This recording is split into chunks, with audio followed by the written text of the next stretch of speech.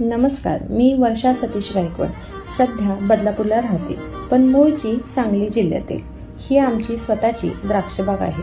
माझे वडील गेले 40 वर्षापासून द्राक्ष शेती करत आहेत, मेहनतीने, जिद्दीने आणि प्रामाणिकपणे. आज मी एक वेगळी वाट चालायला सुरुवात केली आहे. स्वतः पिकवायचं आणि स्वतः विकायचं.